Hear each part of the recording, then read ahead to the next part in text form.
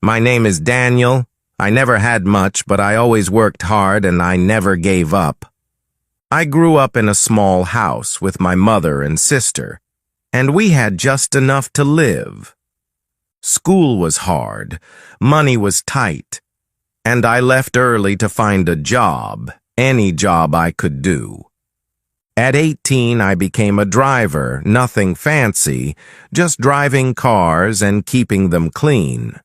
One day I got lucky. Someone called me and said a rich man needed a quiet driver. I wore my best shirt, fixed my hair, and stood at his gate, nervous but full of hope. He walked out slowly, old and quiet, with a white beard and a calm, deep voice. He said, "You're young but polite. I'll give you a try. Just don't speak too much." His name was Mr. Adams. He was known in the city, rich and private and very old. He had no wife, no kids, no friends around, just staff and silence and tall gates. He didn't talk much at first, just told me where to go, and watched the roads in silence. But I stayed patient, drove safely, arrived on time, and never touched his things. Weeks passed like that, calm and quiet, just driving from place to place, day by day. Sometimes he read books in the back seat. Sometimes he just stared out the window. I never asked questions, never tried to talk, just did my job and stayed in my lane. But one day he asked, "Do you like driving?" And I smiled and said, "Yes, sir, I do." He nodded slowly, said nothing more. But after that day, he talked a little more.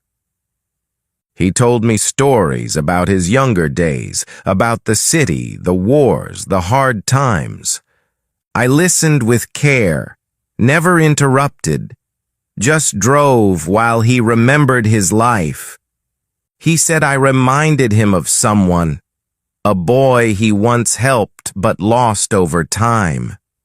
He grew softer with time, let me help with things, even joined him for tea some days. I still lived small in a quiet room near his garage, but I felt peace and something more.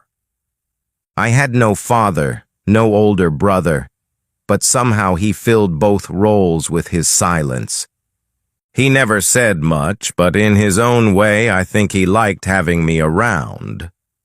One evening he said, "You're honest, Daniel, and that's rare. Don't ever lose it." I said, "Thank you, sir," and meant every word, because his words meant a lot to me. I never thought of money, never thought of reward. I was just glad to be trusted. But I didn't know that trust would one day change everything I knew about life. The days went quietly. The sun rose early, and I waited by the car, ready to drive. Mr. Adams came out slow with careful steps, holding his cane, always dressed well. He nodded to me each morning, his eyes tired, his voice low, but still strong inside. We didn't talk much at first, but I could feel respect, quiet and steady like the wind. He started asking small things, like music in the car, or a quick stop for coffee. He told me how he liked things, soft music, clean streets, and no noise from crowds. He was old but sharp, and noticed everything from traffic lights to my polished shoes. He never smiled big, but I saw it in his eyes when I opened doors or gave him tea. One day he looked tired, leaned back in the seat and said, "Daniel, Stay close today. I stayed near the car, watched his steps, helped him carry his bags, walked beside him. He sat on a bench under a tree and told me this place was where his wife once sat.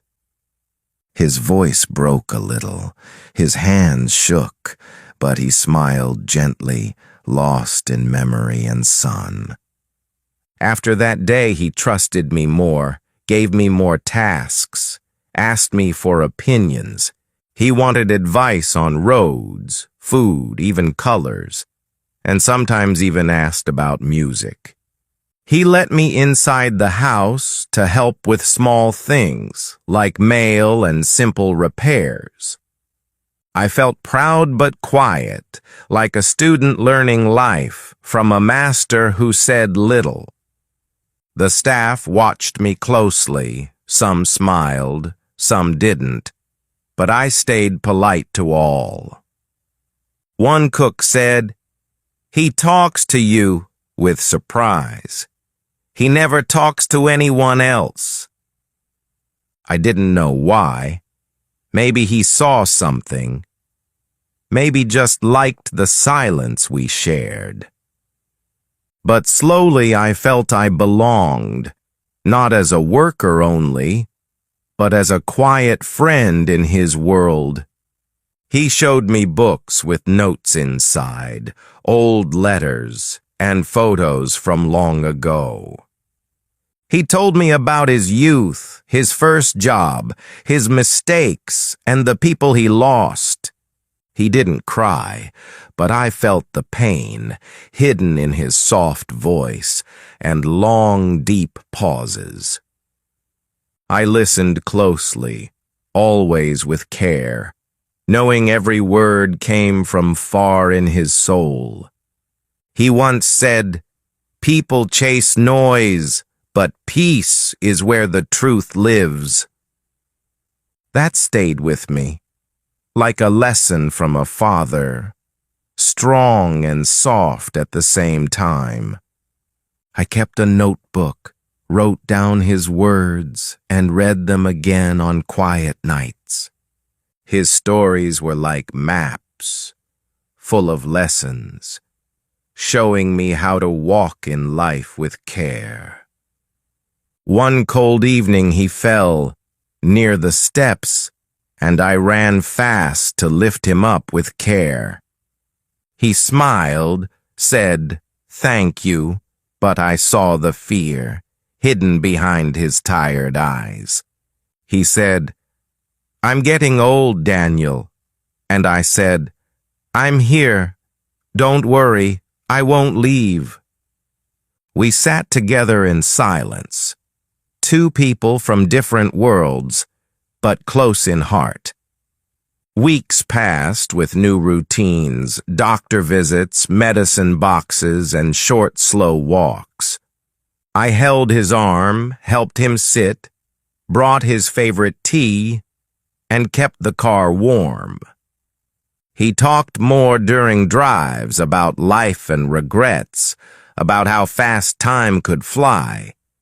I said little, but I listened well, and I knew my quiet presence gave him peace. He asked me once, "Do you have dreams?" And I paused, not sure what to say. I said, "A simple life, with respect, with peace, and a family, one day." He nodded, smiled slightly, and said, "Good dreams, strong dreams, worth chasing." He looked out the window, as if seeing something far, something time could not erase. I cleaned the car each day, polished it twice, even if we didn't go anywhere. He noticed every detail, every corner, and said, "You treat this car like gold." I said, "It's yours, sir," and he said, "But you treat it like it's yours too." That sentence stayed with me, deeper than gold, stronger than any other gift. I didn't know what he was planning. I just kept doing my best every single day. The days grew slower, he walked less, but we still sat outside when sun was soft. I brought him books, old music, warm soup, and stories I thought he might enjoy. He smiled more now, even laughed a little, and I felt lucky just to see that light.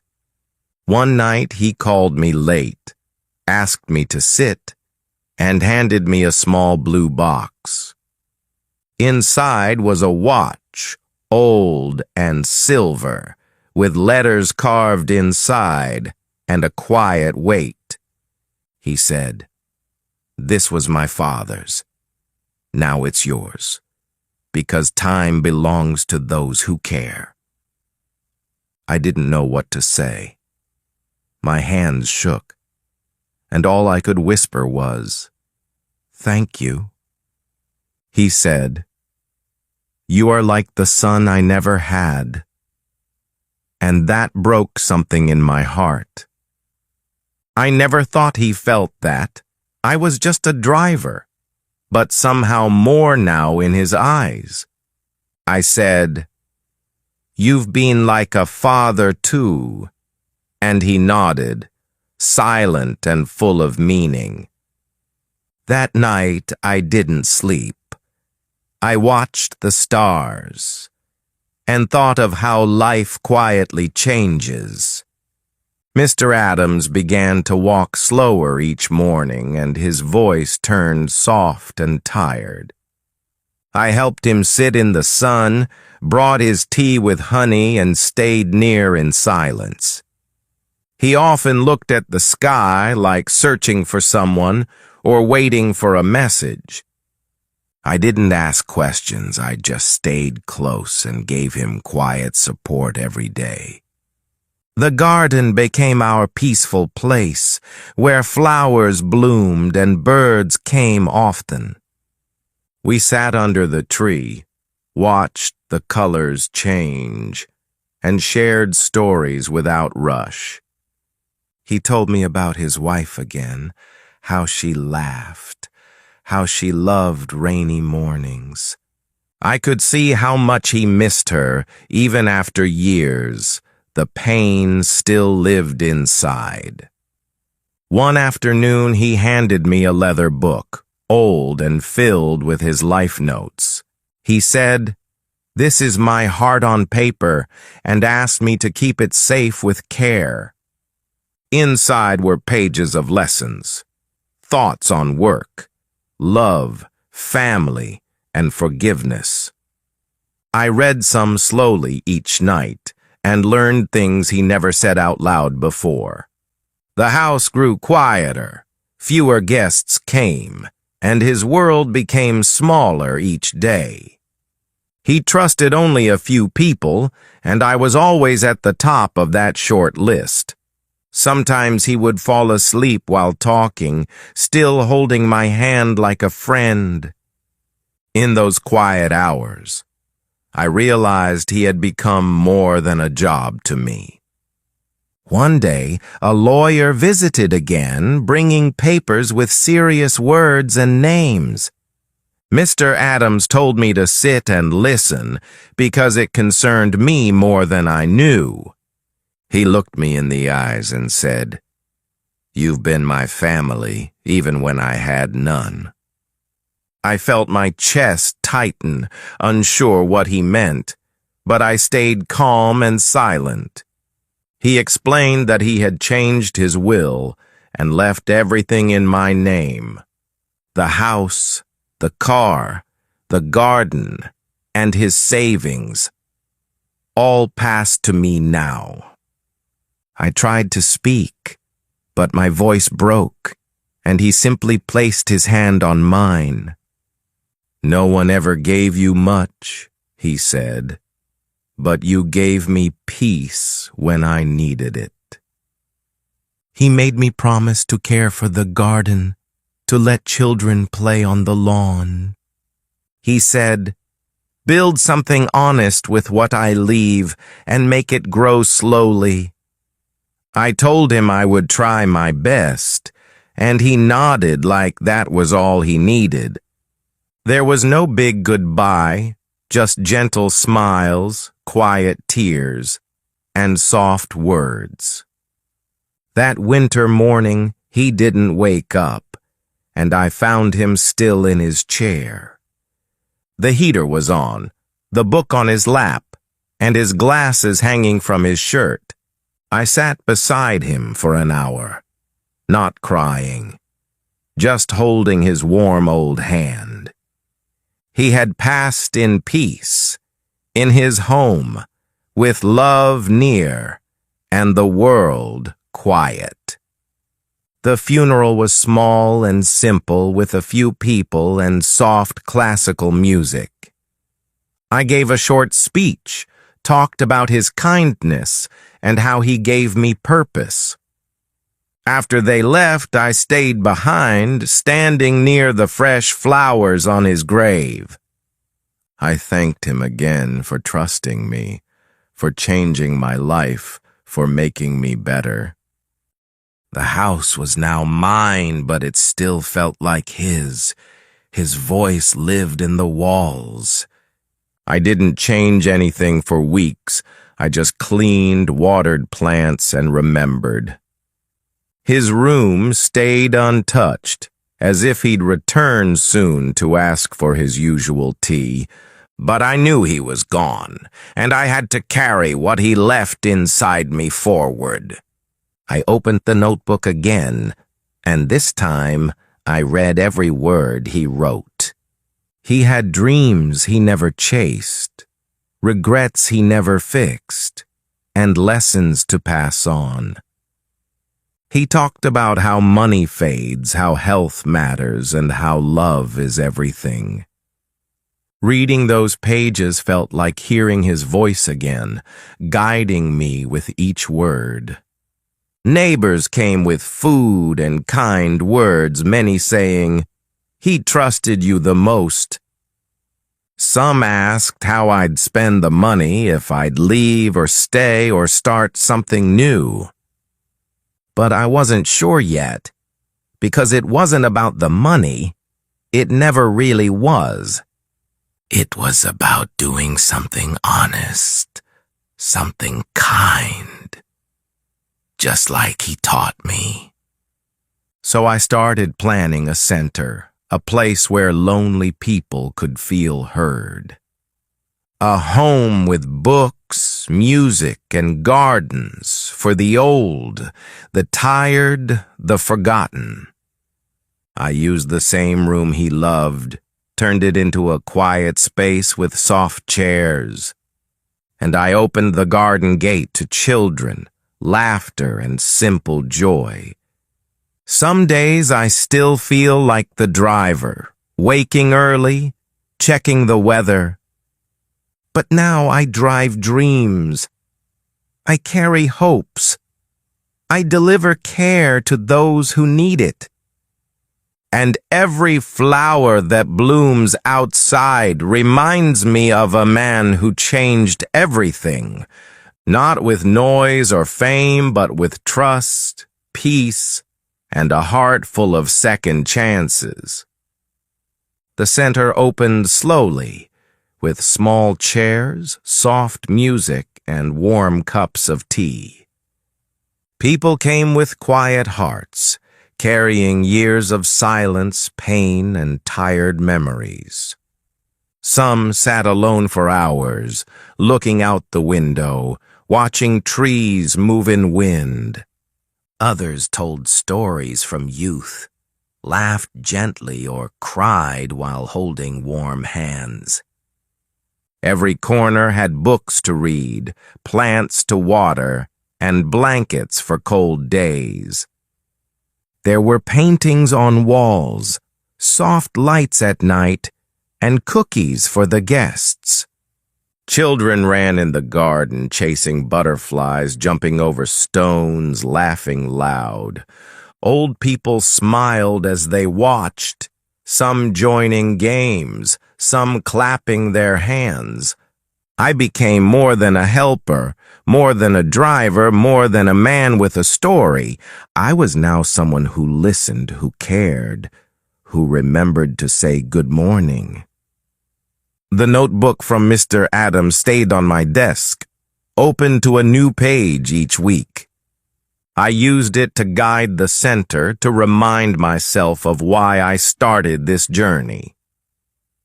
One old man arrived with no shoes, carrying only a small bag and sad eyes. He said nothing for days, just sat near the tree, watching birds come and go. I brought him soup and tea, gave him clean socks, and let him stay in silence. One morning he smiled at me and said, "I feel warm for the first time." A woman came with her daughter, tired from long nights in the hospital nearby. She had nowhere else to go, and the child had no school or friends or books. We gave her a room to rest, toys to play with, and a bed that smelled like flowers. The girl laughed on the swing while her mother finally slept a full night. People began to donate food, clothes, chairs, books, and small pieces of art. They brought what they had, not because I asked, but because they felt the love. The center became more than a place. It became a home, a heart, a quiet song. No one felt like a stranger, and every guest became part of our small family. One afternoon, a reporter came, curious about this house filled with laughter. He asked me about the money, the idea, and the man who gave me everything. I told him it started with a car ride, a job, and a kind old man with tired eyes. He wrote a story about second chances, about trust, and about quiet kindness. The story spread online, and people from other cities came to see the center. Some asked to build something similar, to start their own version with love. I shared the notebook with them, the parts that guided me every step of the way. They copied ideas, added new touches, and promised to stay true to the heart. Soon we had visitors from everywhere. Teachers, artists, nurses, and old cooks. They all gave time, care, and skill, and helped build new rooms and bigger gardens. One man painted a wall with bright colors, writing words like hope and peace. Another woman made quilts for every chair, each stitched with someone's name. I still woke up early each day, made tea, checked lights, and watered the flowers. But now I did it with purpose, with pride, and with a deep, steady joy inside. Mr. Adams would be proud, I think, to see how much good came from his gift. Not just in money or land, but in the way people found each other again. One boy said, "This is the first place where no one laughed at my stutter." A woman said, "Here, I feel seen. I feel safe. I feel like I matter again." Another old man cried and said, "I thought I would die alone, but not anymore." Their words became part of the walls, soft echoes of the life we built together. We started new things, music nights, reading groups, and warm meal Sundays. Children drew pictures for guests, taped them on windows, filled halls with color. Volunteers gave haircuts, foot rubs, warm baths, and soft hugs to those who needed. No one asked where you came from, only how you felt and if you wanted tea. Every day felt full of meaning, not because it was big, but because it was real. A man with no legs taught painting. A blind woman taught songs from memory. People didn't come to forget their pain, but to share it and carry it together. We held space for joy, for grief, for healing, and for growing without shame.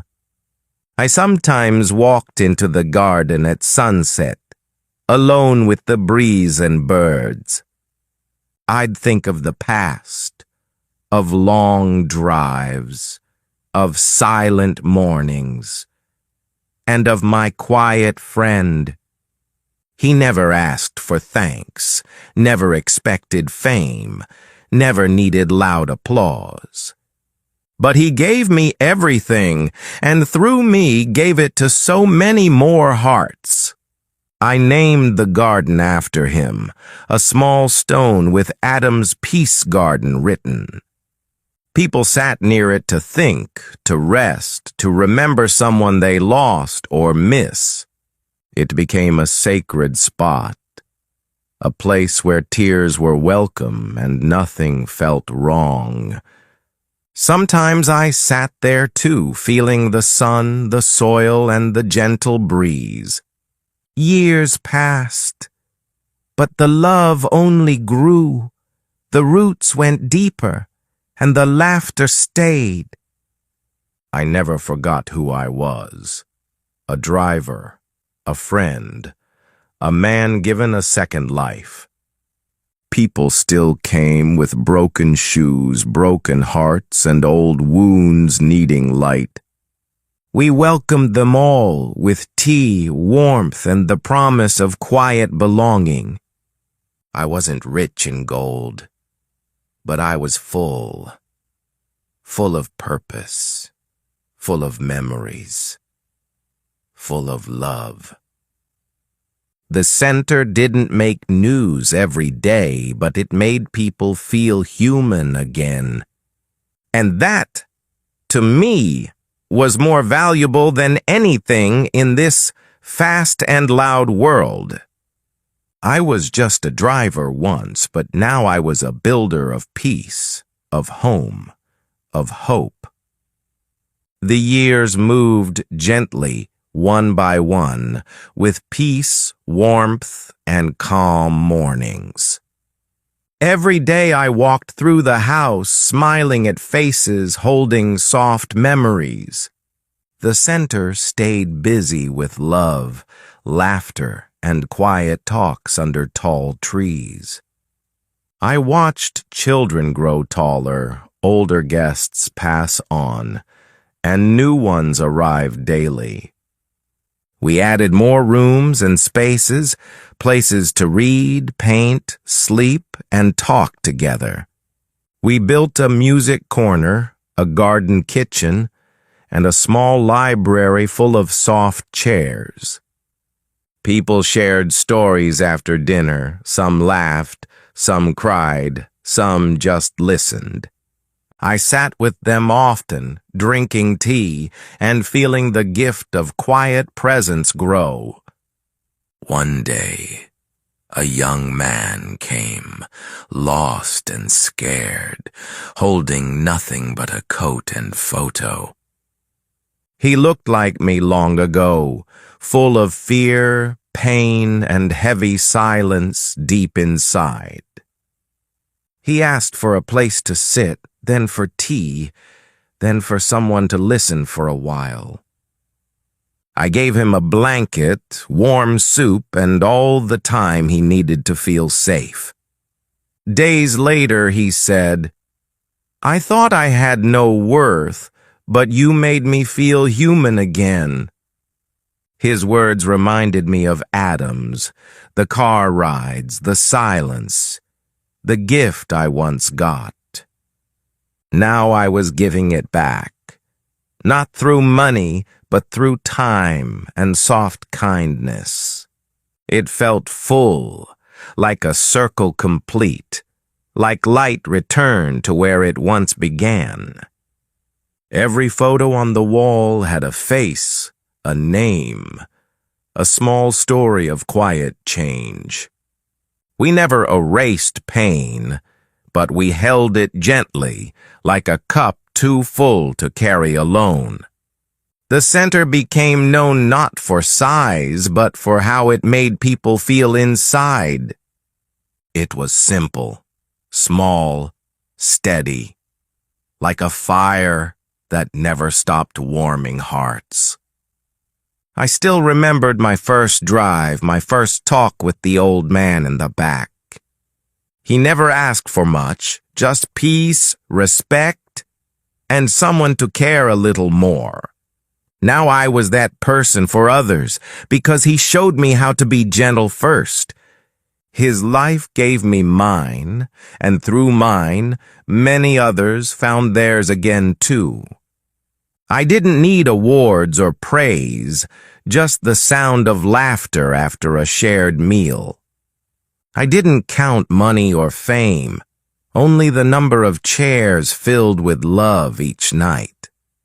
And when people asked who built all this, I always said, it started with a ride. Because that simple day in a car changed everything I ever thought I was. So I kept driving, not cars, but people. From sadness to hope, from fear to light. And every time someone said thank you, I whispered inside, thank you too. Not to them, but to Adams, to the past, to the journey that brought me this far. And in that soft whisper, I felt full, complete, and quietly, deeply home.